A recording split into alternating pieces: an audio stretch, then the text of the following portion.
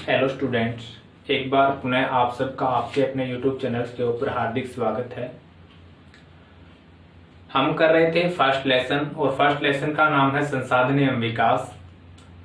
उसमें अब तक हमने जो किया है उसमें संसाधन की डेफिनेशंस, संसाधनों का क्लासिफिकेशंस और भारत में जो भू उपयोग है उसके ऊपर हम चर्चा कर चुके हैं पहले की तीनों वीडियो के अंदर। आज हम एक नए टॉपिक्स के साथ जो आपके सामने दिखाई दे रहा होगा, भारत में मृदा के प्रकार है, उसके ऊपर चर्चा करेंगे।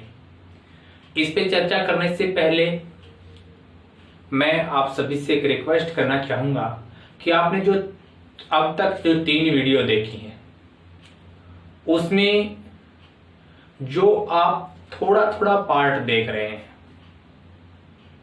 वो जो थोड़ा थोड़ा पार्ट आप देख रहे हैं वो आपके बिल्कुल भी बेनिफिशियल नहीं है, लाभदायी नहीं है।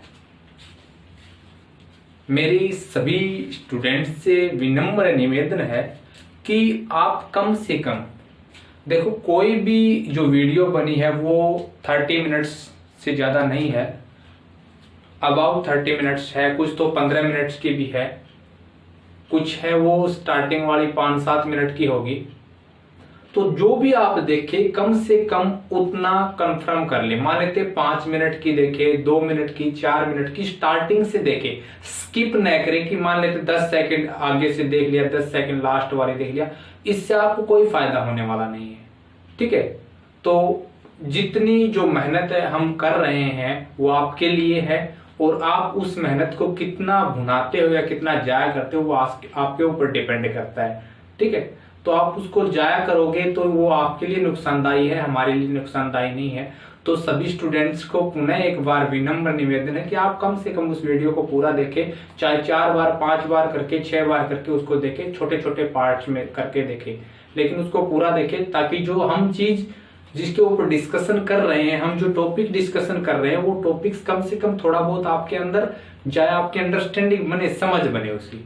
ठीक है, तो उम्मीद है इस वीडियो को या आगे से जो वीडियो आएंगी उनको आप स्किप करके न देखेंगे, छोटा छोटा पार्ट्स में करके देखेंगे, तो पूरा देखेंगे कम से कम। तो उसके ऊपर ज्यादा चर्चा नहीं करेंगे, अपने टॉपिक्स के ऊपर आते हैं। तो आज हमारा जो टॉपिक्स रहने वाला है वो है मृदा के प्रकार, यानी कि भारत में जो मृदा है या मिट्टी कह सकते हैं उसके कितने प्रकार हैं और कौन सी मिट्टी कहाँ पे पाई जाती है, किस मिट्टी का क्या महत्व है, कितनी पाई जाती है, उसके ऊपर विस्तार से चर्चा करेंगे। साथ साथ मैप्स पहले ही बना लिया था ताकि समय की बचत हो, तो इसके ऊपर साथ साथ हम मैप के ऊपर भी डिस्कशन करते रहेंगे, कौन सी मृदा कहाँ पे पाई जाती है, क्योंकि यहाँ से भी मैप वर्क आता है ज्योग्राफी के अंदर, तो उसको भी क्लियर करके साथ साथ चलेंगे। सबसे पहले हम बात करेंगे मृदा के बारे में। ठीक है, मृदा यानी कि मिट्टी क्या होती है। ठीक है, तो मिट्टी जो होती है वो रेत, सिल्ट एवं मृत्तिका से निर्मित जो भूप्रपट्टी की जो ऊपरी जो पतली परत है, जो पौधों की वृद्धि एवं विकास में सहायक होती है, वो कहलाती है मृदा या मिट्टी। यानी कि पृथ्वी की भूप्रपट्टी की ऊपरी परत जो पौधों के विकास एवं वृद्धि में सहायक होती है वो क्या कहलाएगी, वो मृदा कहलाएगी। ठीक है, तो मृदा है वो मुख्य रूप से कितने प्रकार की होती है, वो होती है 6 प्रकार की। इससे अतिरिक्त अगर आप ऊपरी जो लेवल है, चाहे वो +1 के अंदर या ग्रेजुएशन या पोस्ट ग्रेजुएशन में जाएंगे, तो वहां पे आपको ये इसके टाइप्स हैं वो 8 मिलेंगे, लेकिन यहाँ पे हम 6 टाइप्स करेंगे क्योंकि एनसीईआरटी बेस्ड हम डिस्कशन कर रहे हैं। तो एनसीईआरटी में 6 टाइप्स हैं इसके, तो उसके ऊपर चर्चा करेंगे। इसके अतिरिक्त मृदा के बारे में एक और क्वेश्चन आता है, वो कौन सा होता है कि मृदा किस प्रकार का संसाधन है, तो वो है मृदा है वो नवीकरणीय योग्य संसाधन है। नवीकरणीय योग्य संसाधन है। नवीकरणीय योग्य कैसे है, क्योंकि हमने क्लासिफिकेशन किया था संसाधनों का, तो उसके अंदर हमने डिस्कशन किया था कि नवीकरणीय योग्य संसाधन वे संसाधन होते हैं जिनका एक बार उपयोग करने के पश्चात पुनः पूर्ति संभव है। यानी कि मृदा अगर एक बार उपयोग कर लेते हैं मिट्टी का, तो बार बार उसका उपयोग करते रहते हैं। मान लेते वो अनुपजाऊ हो जाती है तो उसके अंदर कुछ फर्टिलाइजर वगैरह डालकर फिर उसको उपजाऊ बना लिया जाता है और फिर उसके ऊपर फसलों का उत्पादन कर लिया जाता है। ठीक है, तो एक नवीकरणीय योग्य संसाधन है, ये 1 नंबर का क्वेश्चन आ जाता है। इसके अतिरिक्त प्राकृतिक संसाधन है, ये आपको पता ही है। ठीक है, तो इसके अतिरिक्त आगे बढ़ते हैं तो हम डिस्कशन करेंगे भारत में पाई जाने वाली 6 प्रकार की मृदा के ऊपर। और सबसे पहले अगर बात करें हम, तो सबसे ज्यादा जो पाई जाने वाली मृदा है वो कौन सी है? वो है जलोढ़। जलोढ़ मृदा है वो भारत में सर्वाधिक मात्रा में पाई जाती है। ये जो है भारत में लगभग 15 लाख वर्ग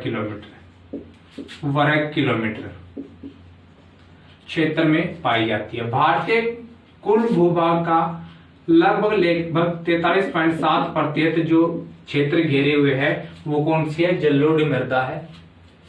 ये जो मृदा है वो सबसे ज्यादा उपजाऊ है, सर्वाधिक उपजाऊ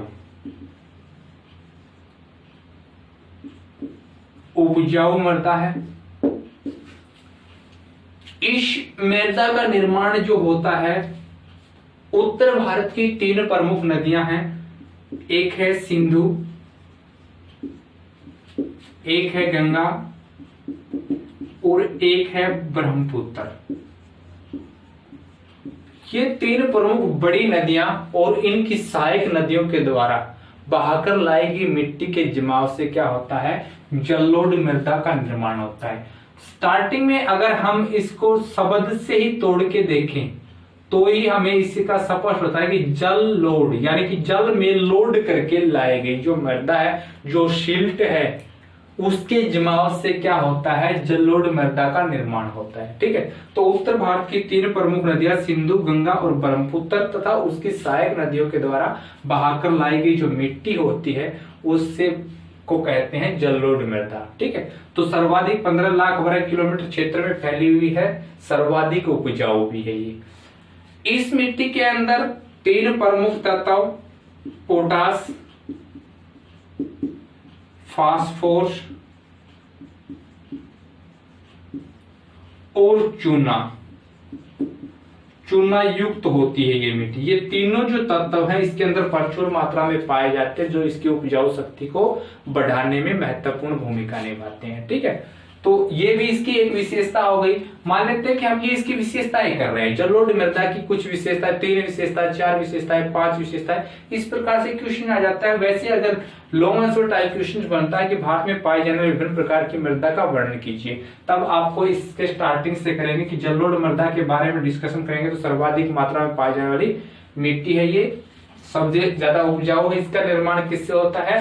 सिंधु, गंगा, ब्रह्मपुत्र द्वारा जल के अंदर लोड करके लाई गई जो सिल्ट है मृदा, उसके जमाव से होता है। ठीक है, तो इसमें पोटास, फास्फोरस एवं चूना है वो प्रचुर मात्रा में पाया जाता है, जो इसकी उपजाऊ शक्ति को बढ़ाने का काम करता है। इसके अतिरिक्त इसकी विशेषताओं की बात करें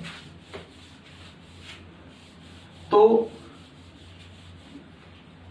इस मिट्टी को आयु के आधार पर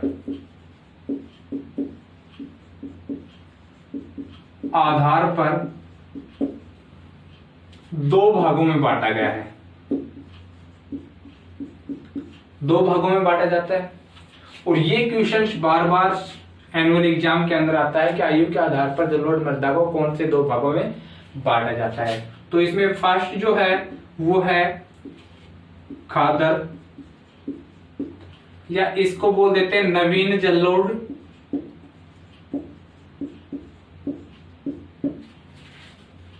और सेकंड जो है वो है बांगर, इसको बोल देते हैं प्राचीन जलोढ़। इसको ऐसे भी कर सकते हैं कि नवीन जलोढ़ और प्राचीन जलोढ़ 2 भागों में बांटा जाता है। जो नवीन जलोढ़ है उसको खादर और प्राचीन जलोढ़ है उसको बांगर के नाम से जाना जाता है। ठीक है, तो इनको किस आधार पे? आयु के आधार पे जलोढ़ मृदा को 2 प्रकार से डिवाइड किया जाता है। इसके अतिरिक्त ये जो मिट्टी है ये कहां पे पाई जाती है? देखो, ये मिट्टी अगर मैप के ऊपर देखें हम, विदाउट स्टेट बाउंड्री मैप है, लेकिन फिर भी इसको समझने की कोशिश करें तो ये जो आपको निशान दिखाई दे रही है, ये डॉट वाले जो निशान है, ये संपूर्ण जो क्षेत्र है ये है जलोढ़ मृदा से घिरा हुआ क्षेत्र। यहां से स्टार्ट हो जाता है, कहां से? पंजाब, हरियाणा, यूपी, बिहार,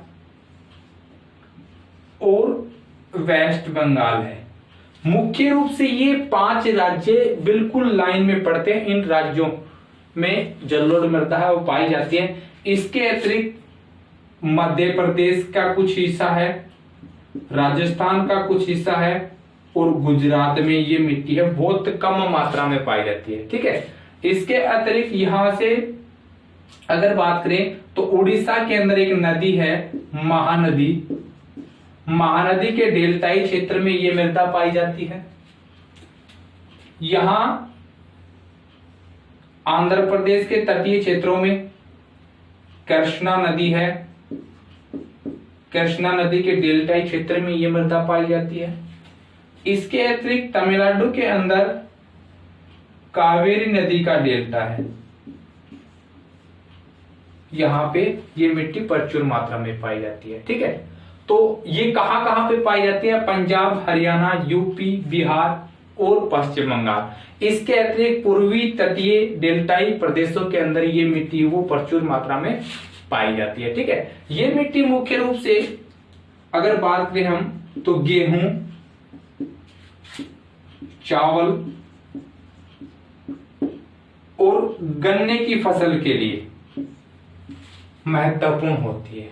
ठीक है, तो इसकी सबसे ज्यादा अगर विशेषताएं देखो, कुछ मिट्टी है वो सबसे ज्यादा विशेषताएं लिए हुए सबसे ज्यादा आने की संभावना होती है, कुछ एक है उनकी 1-2 विशेषता होती है। ठीक है, तो सर्वाधिक मात्रा में पाई जाती है, सबसे ज्यादा विस्तृत क्षेत्र में पाई जाती है वो जलोढ़ है, जो 15 लाख वर्ग किलोमीटर क्षेत्र में फैली हुई है। ये देश का लगभग 43.7% भूभाग को घेरे हुए है। इसके अतिरिक्त सर्वाधिक उपजाऊ है ये। इसको आयु के आधार पर 2 भागों में बांटा जाता है, प्राचीन जलोढ़ और नवीन जलोढ़। और कहां कहां पे पाई जाती है, कौन सी फसल के लिए महत्वपूर्ण होती है, इसकी संपूर्ण विशेषताएं हैं वो जलोढ़ मिट्टी की विशेषताएं हैं। ठीक है, इसके अतिरिक्त जो नेक्स्ट जो टाइप होता है वो है दूसरी सर्वाधिक पाए जाने वाली मिट्टी है वो भारत में है, वो है ब्लैक सोइल या काली मिट्टी। ठीक है,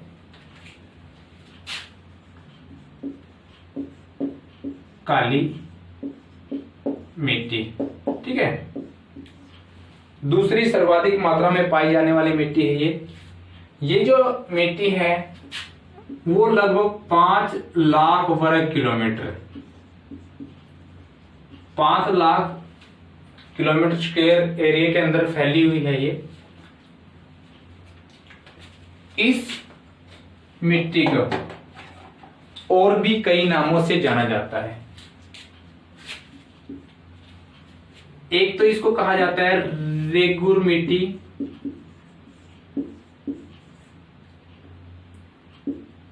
रेगुर मिट्टी या रेगर मिट्टी भी कहा जाता है इसको। इसी मिट्टी को कहा जाता है कपास मिट्टी। कपास की मिट्टी भी इसी को कहा जाता है। क्यों कहा जाता है कपास की मिट्टी? ये क्वेश्चन आता है कि कपास मिट्टी किसे कहा जाता है, तो ब्लैक सॉइल जो है, काली मिट्टी जो है उसको कपास मिट्टी भी कहा जाता है, क्योंकि ये जो ब्लैक सॉइल है वो कपास की फसल के लिए बहुत महत्वपूर्ण होती है। ठीक है, इसके ऊपर आने से पहले हमें यह भी पता होना चाहिए कि इस मिट्टी का जो निर्माण है ब्लैक सॉइल का, इसका निर्माण कैसे होता है। ये लावा जो निकलता है ज्वालामुखी विस्फोट से, लावा से निर्मित जो चट्टानें होती हैं उनके अपक्षय और अपर्दन के परिणाम स्वरूप क्या होता है, ब्लैक सॉइल का निर्माण होता है। ठीक है, तो कितने एरिया में? 5 लाख वर्ग किलोमीटर क्षेत्र में फैली हुई है। इसको रेगुर मिट्टी और कपास मिट्टी के नाम से भी जाना जाता है। इसके अतिरिक्त इस मिट्टी के अंदर सबसे ज्यादा तत्व पाए जाते हैं, खनिज तत्व पाए जाते हैं, और उनके लिए एक छोटी ट्रिक्स बनाते हैं हम, वो है लिम्का पी। इस ट्रिक के माध्यम से आप इनको आसानी से समझ सकते हो कि कौन कौन से तत्व वो इसके अंदर प्रचुर मात्रा में पाए जाते हैं। ठीक है, तो आपको ये याद रखना है लिम्का पी, जो ड्रिंकिंग करते हैं लिम्का आती है व्हाइट कलर्स में, उसके नाम से हम याद रख लेंगे। इसमें अल मीन्स होता है लाइम, यानी कि ये कह सकते हैं चूना, आई मीन्स आयरन यानी कि लोहा, M mean magnesium, magnesium, C means calcium,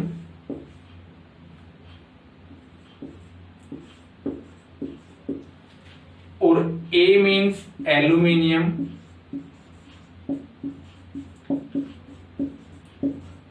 aluminium, और पी मीन्स पोटास। ये तत्व है इसके अंदर प्रचुर मात्रा में पाए जाते हैं। ठीक है, कौन कौन से हैं? लिम्का, पी यानी कि लाइम यानी कि चूना, आयरन यानी कि लोहा, मैग्नीशियम, कैल्शियम, एल्यूमिनियम और पोटास है। ये तत्व इसके अंदर प्रचुर मात्रा में पाए जाते हैं। एक क्वेश्चन आता है ब्लैक सोइल से संबंधित शॉर्ट आंसर टाइप क्वेश्चन में कि कौन सी जो मृदा है उसमें उच्च नमी धारण क्षमता, उच्च नमी धारण क्षमता पाई जाती है, यानी कि सबसे ज्यादा नमी धारण क्षमता है वो कौन सी मिट्टी के अंदर पाई जाती है? तो वो भी है कौन सी? ब्लैक सोइल है, जिसके अंदर सबसे ज्यादा नमी धारण क्षमता पाई जाती है। इस मिट्टी की एक और विशेषता क्या है कि शुष्क मौसम के अंदर, सूखे का जो मौसम आता है, जब तापमान बढ़ जाता है तो इस मिट्टी के सूखने के पश्चात इसके अंदर दरारें पैदा हो जाती है, और वो दरारें मिट्टी के अंदर वायु के मिश्रण में सहायक होती हैं। जब ये मिट्टी नमी धारण कर लेती है वर्षा के मौसम में तो ये चिपचिपी हो जाती है, इसको जुताई करना संभव नहीं हो पाता, इसलिए मानसून आगमन से पहले इसकी जुताई कर दी जाती है ताकि आसानी से हो। ये मिट्टी कहां पे पाई जाती है? आप देख पा रहे हो ये जो प्लस के जो साइन दिखाई दे रहे हैं, जहां जहां पे भी ऐसे पठारी क्षेत्र है, ये दक्कन का पठार जिसको कहा जाता है, उस पठारी क्षेत्र के अंदर ये मिट्टी पाई जाती है। ये मुख्य रूप से गुजरात के अंदर, महाराष्ट्र और एमपी यानी कि मध्य प्रदेश, मुख्य रूप से 3 राज्यों में ज्यादा फैली है, गुजरात, मध्य प्रदेश और महाराष्ट्र के अंदर। इसके अतिरिक्त कर्नाटक का कुछ हिस्सा है, तेलंगाना का कुछ हिस्सा है, उन क्षेत्रों में भी थोड़ा बहुत इसका विस्तार है वो पाया जाता है। ठीक है, क्योंकि पठारी क्षेत्र होने के कारण यहाँ पर इसका विस्तार है वो देखने को मिलता है। तो ब्लैक सोइल बहुत इंपॉर्टेंट है, जलोढ़ मिट्टी भी बहुत इंपॉर्टेंट, दोनों एक विस्तृत वर्णन करना होता है तो दोनों का ही ज्यादा आता है, संभावना ज्यादा बनती है। काली मिट्टी है वो लावा से निर्मित है, लगभग 5 लाख वर्ग किलोमीटर क्षेत्र में फैली हुई है। इसको रेगुर मिट्टी और कपास मिट्टी भी कहा जाता है, क्योंकि कपास की फसल के लिए बहुत महत्वपूर्ण है। इस मिट्टी के अंदर लिम्का पी आपको ऐसे नहीं लिखना एग्जाम के अंदर, यह आपको याद करने के लिए शॉर्ट ट्रिक बताई है। इस मिट्टी के अंदर चूना, लोहा, मैग्नीशियम, एल्यूमिनियम, कैल्शियम और पोटाश जैसे तत्व पाए जाते हैं, ऐसे लिखना आपको। ठीक है, इसके अंदर उच्च नमी धारण क्षमता होती है, शुष्क मौसम में इसमें दरारें पैदा हो जाती हैं जिससे वायु का मिश्रण वो आसान हो जाता है। ठीक है, कहाँ पे पाई जाती है? महाराष्ट्र, मध्य प्रदेश और गुजरात के अंदर ये मिट्टी है, ये फैली हुई है। ठीक है, तो हो जाएगा, उम्मीद करते हैं 1-2 बार आप इसको देखोगे तो आसानी से इसको याद कर पाओगे। नेक्स्ट जो है वो है पर्वतीय मिट्टी।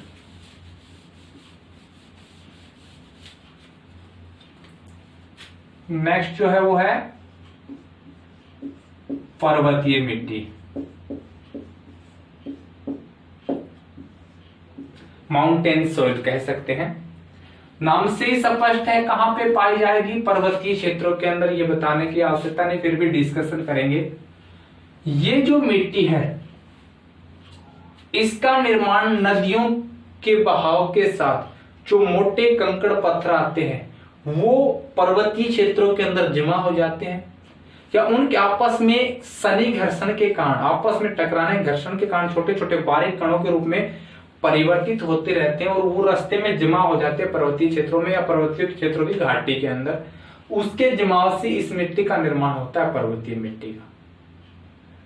वहीं पे वनस्पति का विकास भी होता है इस मिट्टी के जमाव के कारण। ज्यादा है वो उपजाऊ नहीं होती है ये मिट्टी, इसलिए इस क्षेत्र के अंदर ज्यादा कृषि है उसका विकास नहीं हो पाता। इसके अतिरिक्त वो स्लोप दूसरा फैक्टर कार्य करता है।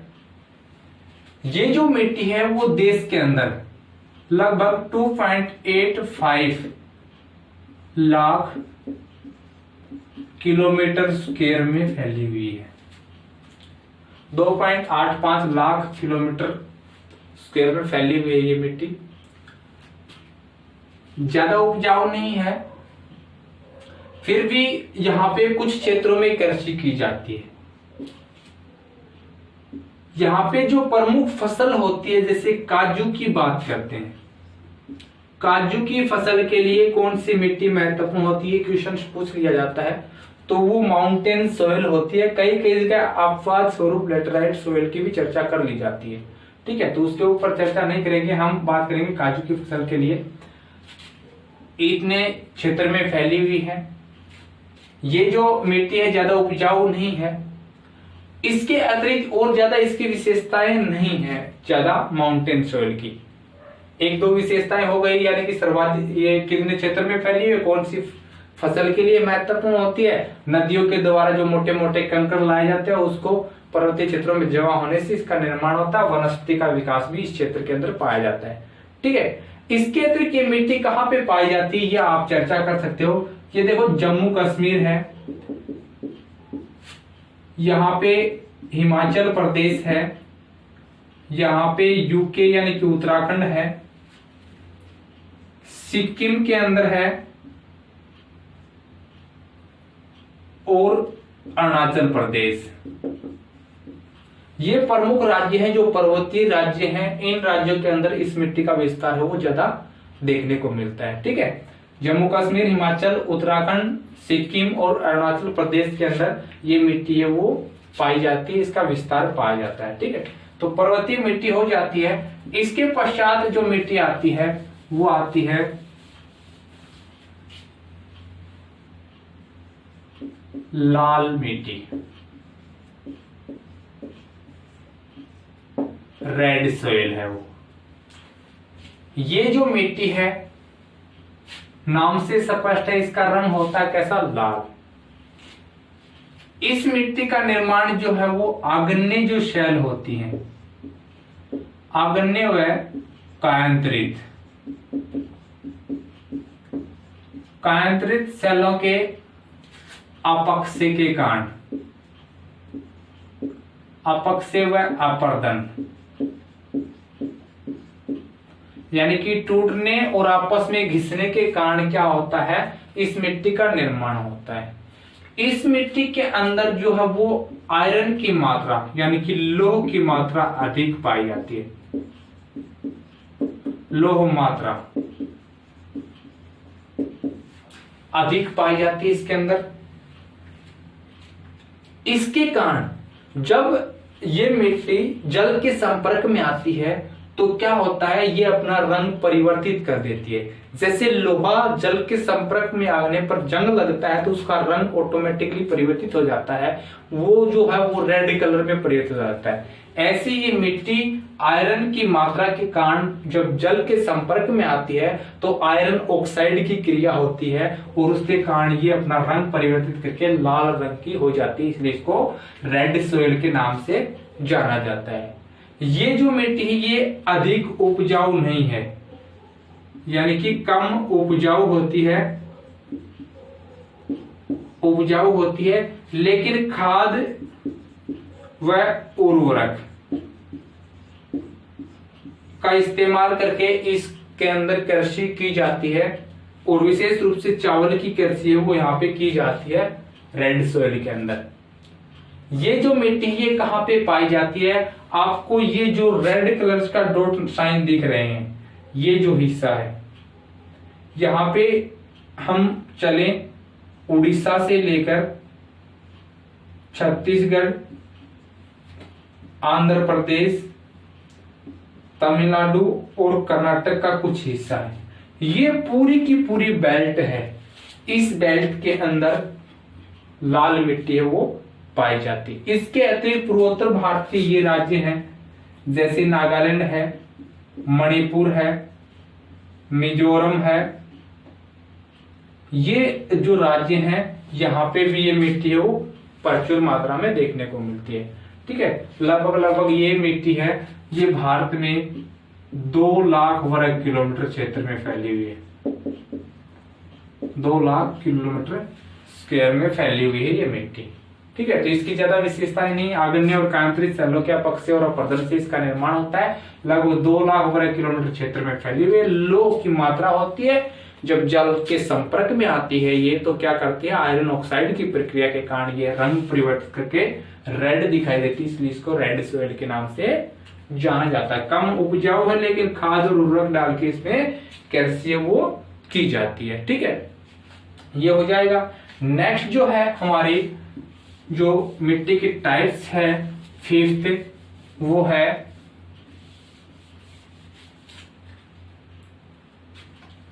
मरुस्थलीय मिट्टी।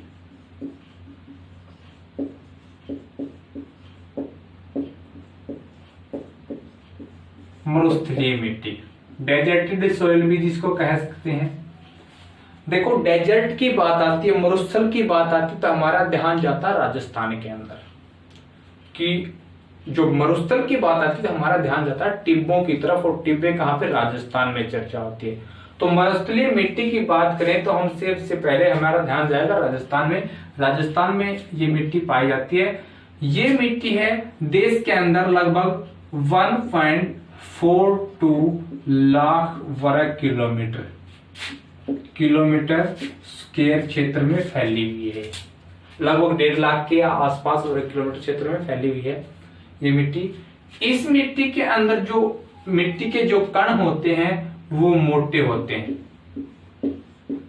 मोटे कण होते हैं इसके अंदर। ये जो मिट्टी है ये शुष्क क्षेत्र, शुष्क या कह सकते हैं उच्च तापमान वाले क्षेत्र और कम वर्षा वाले क्षेत्रों में ये मिट्टी है वो देखने को मिलती है। और ये ऐसी जो जलवायु कंडीशन है वो राजस्थान क्षेत्र में ज्यादा पाई जाती है, जहां पे तापमान क्या होता है, अधिक होता है, उच्च तापमान होता है, और वर्षा क्या होती है, कम होती है। मोटे कण होते हैं, इनके अंदर वाष्पोत्सर्जन की प्रक्रिया इस मिट्टी के अंदर बहुत ज्यादा होती है, यानी कि पानी है वो जल्दी वाष्प रूप धारण करके सूख जाती है ये मिट्टी जल्दी से। ठीक है, इस मिट्टी के नीचे जो है वो चूनायुक्त कंकड़ पत्थरों की चट्टानें पाई जाती हैं।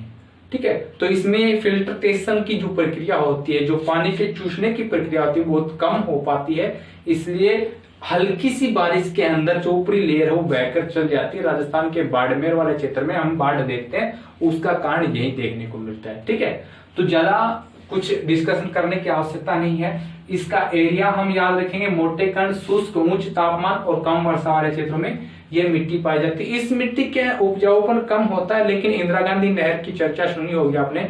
इंदिरा गांधी नहर के माध्यम से यानी कि सिंचाई के माध्यम से इसके अंदर भी कृषि वो की जाती है। राजस्थान में चावल भी उगाया जाता है, वो इंदिरा गांधी नहर का ही एक प्रकार से वरदान कह सकते हैं, उपहार कह सकते हैं। ये मिट्टी राजस्थान के अतिरिक्त आप ये जो साइन देख रहे हो, डॉट के साइन, ये यहां पे पाई जाती है। स्टार्टिंग होती है कहां से, पंजाब से। पंजाब का दक्षिणी पश्चिमी एरिया है उस क्षेत्र के अंदर। यहां पे हरियाणा है, हरियाणा के अंदर जो हमारा भिवानी और चरखी दादरी डिस्ट्रिक्ट है, यहां पे भी इस प्रकार की मिट्टी है, बालू के टिब्बे देखने को मिलते हैं। इसके अतिरिक्त राजस्थान जो है उसमें सर्वाधिक पाई जाती है। गुजरात का जो क्षेत्र है, गुजरात, उस क्षेत्र के अंदर भी ये मिट्टी है वो प्रचुर मात्रा में देखने को मिलती है। ठीक है, तो ये प्रमुख रूप से 4 राज्य हैं, इनमें फैली हुई है कौन सी, मरुस्थलीय मिट्टी। इसके अतिरिक्त जो हमारी जो लास्ट जो मिट्टी आती है वो है लेटेराइट सॉइल या लेटेराइट मिट्टी। जो 6th जो मिट्टी है वो कौन सी है, वो है लेटेराइट।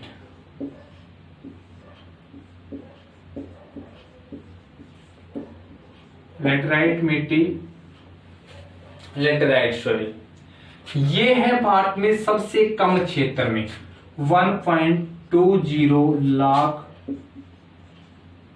किलोमीटर स्क्वायर के अंदर फैली है। सबसे कम मात्रा में पाई जाती है वो लेटराइट सॉइल है 6 टाइप के अंदर। इसके अतिरिक्त 8 टाइप करेंगे तो हमें और मिट्टी है, वो जो दूसरी मिट्टी है, लवणीय मिट्टी और जो मिट्टी है वो कम क्षेत्र में देखने को मिल सकती है। लेकिन अगर हम 6 प्रकार करते हैं मिट्टी के तो उनमें सबसे कम क्षेत्र में फैली हुई है वो कौन सी है? वो है लेटेराइट सॉइल या लेटेराइट मिट्टी।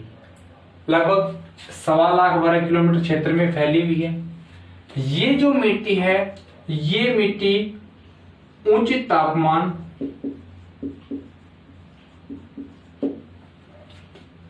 अधिक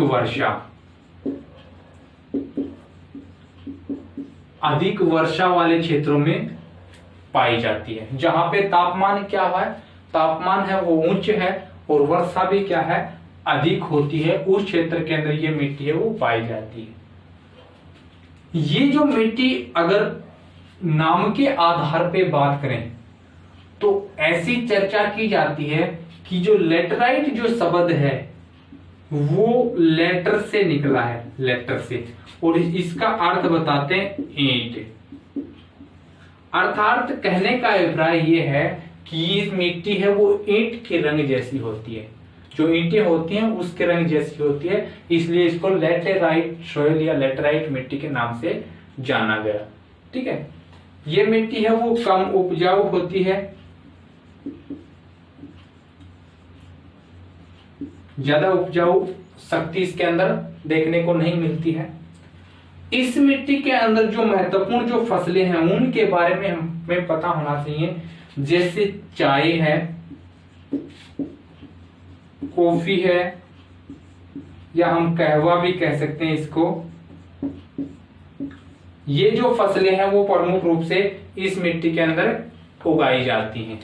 ठीक है, जो लेटराइट मिट्टी है इस मिट्टी के अंदर ये फसलें हैं वो उगाई जाती है। चाय, कॉफी और या कहवा कह सकते हैं, ये फसलें प्रमुख रूप से उगाई जाती हैं। अब ये मिट्टी कहाँ पे पाई जाती है वो स्पष्ट कर देते हैं। देखो, भारत में सर्वाधिक वर्षा होती है पूर्वोत्तर भारत के मेघालय में, और मेघालय में वो जगह है चेरापूंजी। ठीक है, यहाँ पे वर्षा होती है। संपूर्ण जो पूर्वोत्तर भारत है उसमें मेघालय में सर्वाधिक वर्षा होती है। यहाँ पे तापमान और वर्षा दोनों उच्च रहते हैं, इसलिए इस क्षेत्र के अंदर मेघालय और असम का या पश्चिम बंगाल की दार्जिलिंग की पहाड़ियां, ये क्षेत्र है। इस क्षेत्र के अंदर कौन सी मिट्टी पाई जाती है? लेटेराइट सॉइल या लेटेराइट मिट्टी पाई जाती है। इसके अतिरिक्त पश्चिमी जो घाट है, भारत का जो पश्चिमी घाट है, यहाँ पे भी देश की सर्वाधिक वर्षा होती है। ठीक है, तो इस क्षेत्र के अंदर भी लेटेराइट सॉइल है वो देखने को मिलती है। इसके अतिरिक्त तमिलनाडु की जो नीलगिरी पहाड़ियां हैं, यहाँ पे भी इस मिट्टी की कुछ मात्रा वो पाई जाती है, इसलिए तमिलनाडु की नीलगिरी की पहाड़ियों में चाय और कॉफी का उत्पादन किया जाता है। इसके अतिरिक्त कर्नाटक में भी ये पहाड़ियां फैली हुई है, नीलगिरी की पहाड़ियां, जहाँ पे बड़े पैमाने पर कॉफी का उत्पादन है वो किया जाता है। ठीक है, तो ये इन क्षेत्रों के अंदर ये मिट्टी है ये फैली हुई है। और मैप फर्क आता है कि कोई भी एक प्रकार की मिट्टी पूछ लेगा, वो मिट्टी दर्शाइए आप कहाँ पे ज्यादा मात्रा में पाई जाती है, कहाँ पे पाई जाती है, तो उसके ऊपर आप आसानी से इसको मैप के माध्यम से इसको समझ सकते हो। और मैप को 1-2 बार करके देखोगे तो उसके माध्यम से समझ में आएगा। तो ये था भारत में मृदा के प्रकार या types of soil in India, उसके ऊपर चर्चा की। इसके 6 टाइप्स हैं मुख्य रूप से। सबसे पहले हमने बात की थी कि जलोढ़ मिट्टी, दूसरी हमने काली मिट्टी, तीसरी हमने बात की थी पर्वतीय, चौथी लाल मिट्टी, 5वीं है वो मरुस्थलीय, और लास्ट जो है वो लेटेराइट मिट्टी। उनकी विशेषताएं और उनका एरिया है वो आप अच्छी प्रकार से याद कर सकते हो। एरिया एक बार फिर मैं याद दिला देता हूँ। जलोढ़ मिट्टी है वो 15 लाख वर्ग किलोमीटर क्षेत्र में फैली हुई है। ब्लैक सॉइल है वो 5 लाख वर्ग किलोमीटर क्षेत्र में फैली हुई है। इसके अतिरिक्त माउंटेन सॉइल है तीसरी सर्वाधिक, 2.85 लाख वर्ग किलोमीटर क्षेत्र में फैली हुई है। फोर्थ है वो रेड सॉइल है वो 2 लाख वर्ग किलोमीटर क्षेत्र में फैली हुई है। इसके अतिरिक्त फिफ्थ है वो है डेजर्टेड सॉइल, 1.42 लाख वर्ग किलोमीटर क्षेत्र में फैली हुई है। और लास्ट जो है वो है लेटेराइट 1.20 लाख वर्ग किलोमीटर क्षेत्र में फैली हुई। इसको नोट डाउन कर लेना। वैसे तो ये 10th क्लास में नहीं है एनसीईआरटी में, लेकिन आप याद कर सकते हो तो इसको याद कर सकते हो, नहीं कर सकते हो तो इसको नोट डाउन कर लो। आगे आने वाले समय में आपको ये काम आने वाली चीज है, ठीक है।